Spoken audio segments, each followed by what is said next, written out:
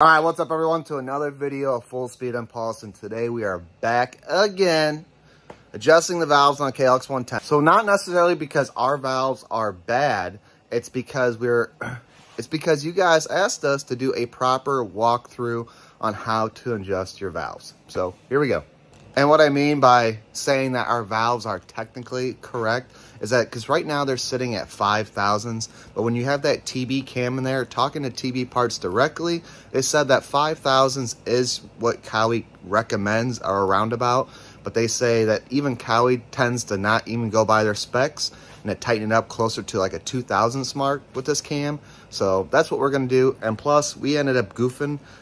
We feel like our threads were a little messed up or something had happened, whatever it was, but they seem like they're a little goofed up, so we bought some brand new stuff, so we're swapping that stuff out anyways today. So I figured a great opportunity to make this video. Let's get at it. First things first, you're going to take off your covers here, being this guy for your timing cam chain, and then you're going to take off your little valve covers here for your rocker arm so you can adjust that stuff. That'll be all 8mm bolts.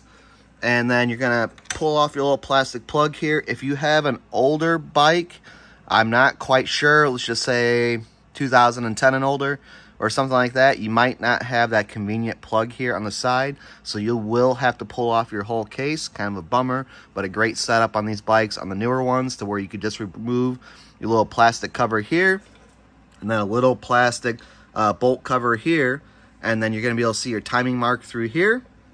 And then you're going to use a 17mm here to adjust, to be able to spin your motor over. And you're going to want to take your spark plug out on your other side. So one thing we actually learned is, so right now this is on the timing mark in here, and that is exactly where it needs to be pointed. But I'll show you guys, if you were just a little bit, you're going to go to this side right here. So right now, your line's on the back side here, and just to specify too, when you're putting your cam in, you want your lobes pointed towards the motor, not out that way, if you are installing a cam right now. All right, so watch. There is your timing mark there, right? But you can see that your line is pointing that way. That is okay, and you'll see that you have compression on it and you cannot get on that line. That is because it's still decompressing the valves. And what you're going to want to do is rotate this to where that line is lined up, to where you do not feel it compressing the valves anymore, which will be top dead center. And now you can see, again, we rotated it a full 360 degrees in there. All right, guys, right there is your top dead center. You can see the T right there. Make sure you don't get that confused, because right below that is another line that will have an F on it, and it's really close, okay? So you want to make sure you're on that timing mark. And like I said, you can see here, there's no compression. We're not trying to fight to stay in the T. Everything's settled really good. Your line's lined up right here to that little dimple that's in there, or whatever mark, notch, whatever you want to call it. So that is good. Now we can get to the valves here, and this nut is 9mm, which kind of an awkward size for a wrench, maybe for your normal toolbox.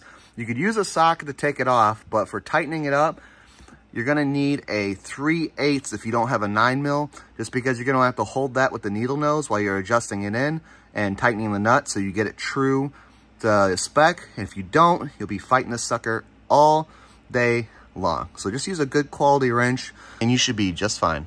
All right, so we're going to install our brand new tappet here. Make sure you don't drop that down in the motor, because that would be no bueno. What you do is just screw it in, get it fairly tight. That should be within reason of where we need to be. Now we're going to take our feeler gauge for 002 being 2,000ths. And it's nice to get these ones that are super long, because you could just stick it in there like that. And then we're going to adjust with our needle nose.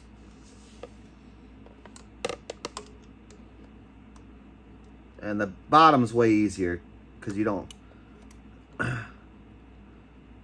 because you have more room to work with. You're not fighting with your fender or your air intake. And what you want to do, you don't want it to be too hard on there, Like that's probably, see that's a little tight. So we're just gonna back it off counterclockwise a little bit. See how it's loose already? Very fine adjustments here, guys.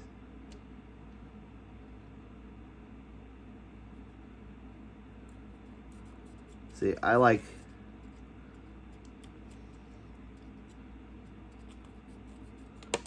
that because you could hear the friction, and when we tighten it up, we might actually end up being just a smudge tighter. We're gonna try to hold that while we tighten that nut up. Wish us luck.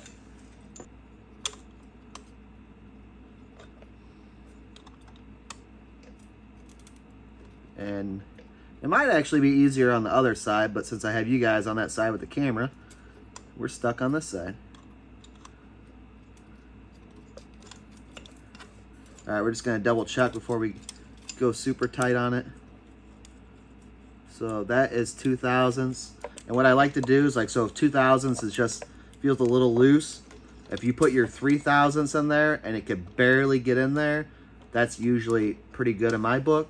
So instead of holding this for this last spin, I'm going to try to, I'm not going to hold on it and see if we just get just a little bit more out of it.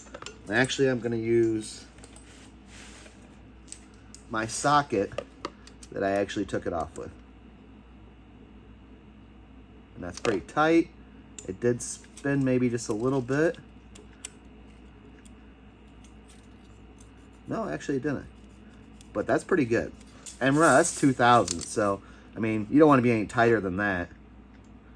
And that should be pretty good. Let's get our 3/1000 out real quick. All right, here's 3/1000. And even if we're at 3/1000, I'm good with that. Yep, see, so here's 3/1000. And you can see how I can not put it all the way through. That means we are on the money, guys. Like, that is perfect. So, and remember, when you're doing all this, make sure that you're still on that timing mark and that your timing or your cam gear is also aligned correctly. So we are good. We're gonna now go to the bottom. All right, here we go. We're gonna take our old one out.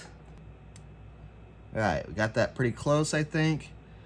I'm gonna put our nut on now. So same thing, guys, 2/1000 on the bottoms, 0.002. All right, that's pretty good right there. So we are going to tighten that up and see where we're at. And this is where a engine table is fantastic. But we did not feel like putting it on the table tonight. Okay, just snugged it.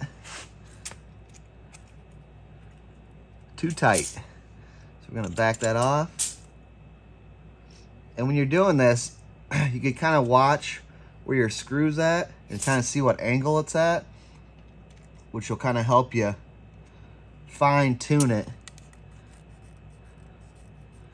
See, you hear the rubbage? Hear that? That's what you want to hear. Put that on there just like that.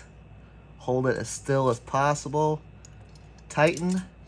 All right, that's our 3/1000. Doesn't go all the way in, just gets the tip in. That is perfect in my book. 2/1000 on the money.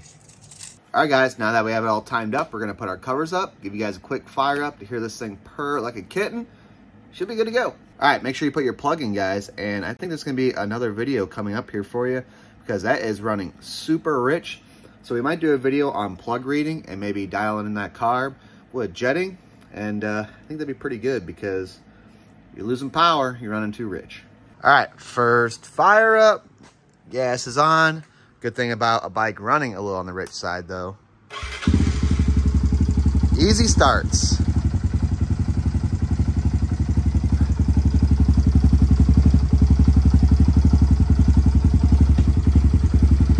And these TB cams are still notorious for having a little noise to them. So that is normal. But other than that, she sounds like she's running pretty good. Let it warm up, a couple revs. That'll be that. All right.